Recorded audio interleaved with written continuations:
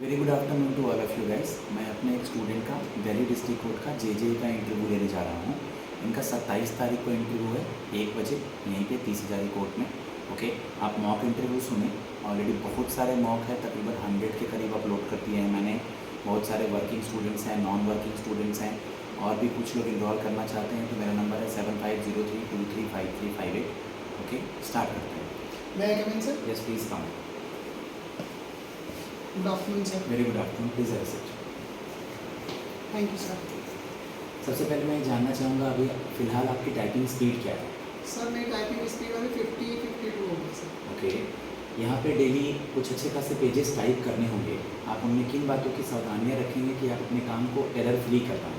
Sir सबसे पहले मैं ध्यान रखूँगा कि मैं एफिशिएंट वे में करूँ, और जितना हो सके मैं उसमें कोई एरर ना करूँ। अगर कोई एरर या मेरे को कुछ चीज़ नहीं आती है, मैं अपने सीनियर से उस चीज़ के बारे में पूछूँ।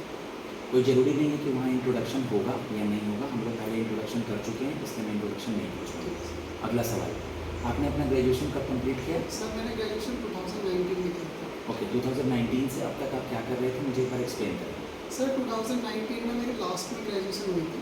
उसके बाद मैंने कॉम्पिटिटिव एग्ज़ाम्स की प्रिपरेशन स्टार्ट की, पर सर मेरा कहीं पे हो नहीं पाया। जब से अब तक बहुत सारे एग्ज़ाम दिए मैंने, जैसे CGL, CPO, CHSL, पर अनफॉर्चुनेटली मेरा कहीं पे सिलेक्शन नहीं हुआ, फाइनल मेरिट में रह गया था।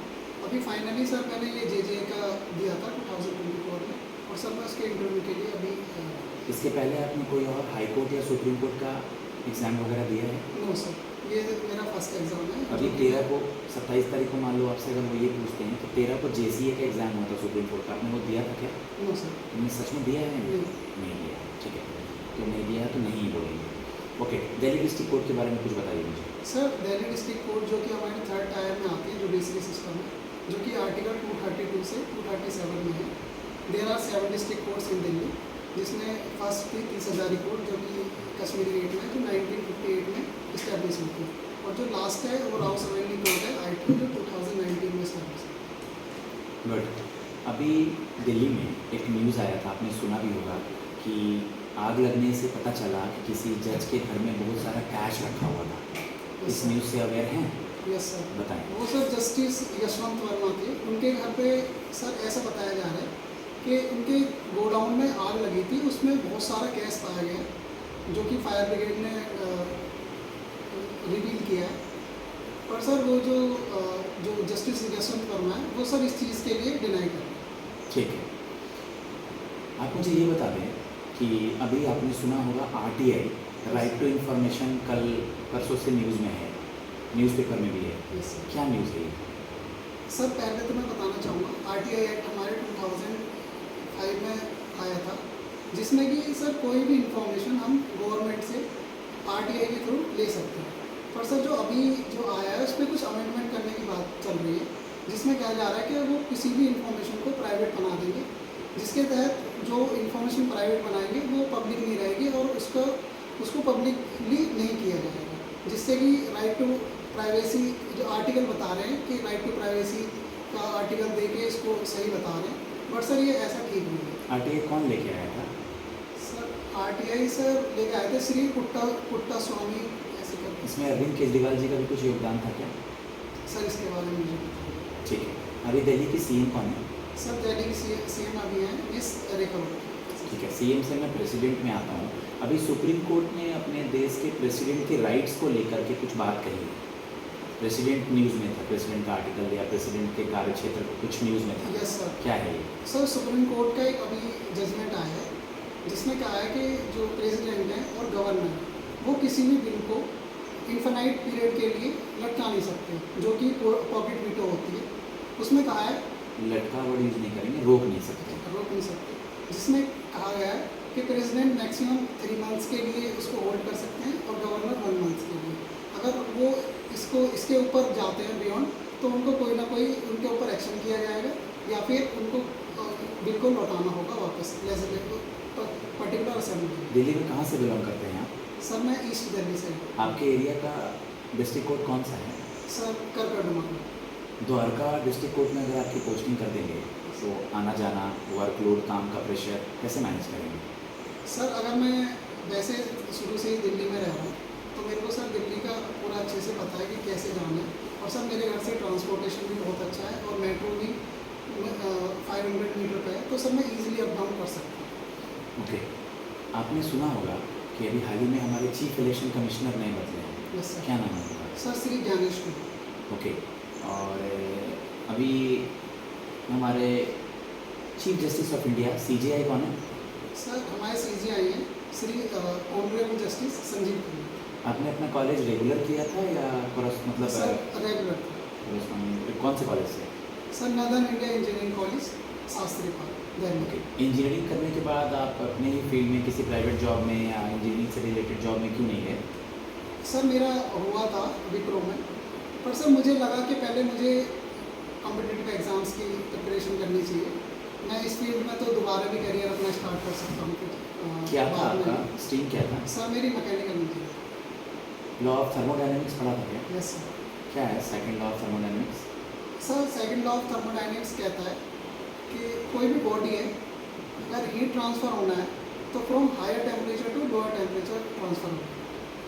एज ए मैकेनिकल इंजीनियर आपने वहाँ जो भी सीखा है वो डिस्ट्रिक्ट कोर्ट के JJ के प्रोफाइल से डायरेक्ट रिलेट नहीं करता, बट इनडायरेक्टली आप हमारे लिए बेस्ट क्या करके देंगे? सर जैसा कि आपने कहा कि कोई डायरेक्ट रिलेशन तो नहीं है, बिल्कुल। बट सर इनडायरेक्ट वे में मैं ये कर सकता हूँ कि वहाँ पे मैंने जो भी सीखा है, जो भी मेरे से हो सकता है, मैं वहाँ पे अप्लाई करने की कोशिश करूँगा। जैसे कि मैंने मैनेजमेंट स्किल्स सीखी है, वहाँ पे कम्युनिकेशन स्किल मेरी बेटर हुई है, तो सर मैं वो अप्लाई करने की कोशिश करूँगा। गुड। आपकी हॉबी क्या है? सर हॉबी मेरी solving sudoku, watching movies and sir managing things. Okay, solving sudoku. Last movie कौन सी देखी है? सर लास्ट मूवी मैंने देखी थी पुष्पा 2। कौन है उसके डायरेक्टर?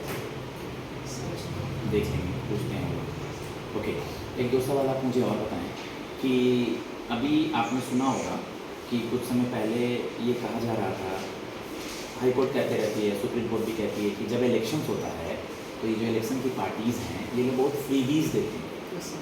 मतलब कमिटमेंट करते हैं, और अगर सरकार आ भी जाती है तो बहुत सारे लोगों को मतलब आपको हम ये प्रोवाइड करेंगे, आपको हम ये प्रोवाइड करेंगे, उससे क्या होता है सरकार के रेवेन्यू का ही नुकसान होता है। फ्रीबीज समझ लेना, यस सर। वादा कर देते हैं और मतलब फ्री में लोगों को देना। Yes sir. क्या ये सही है?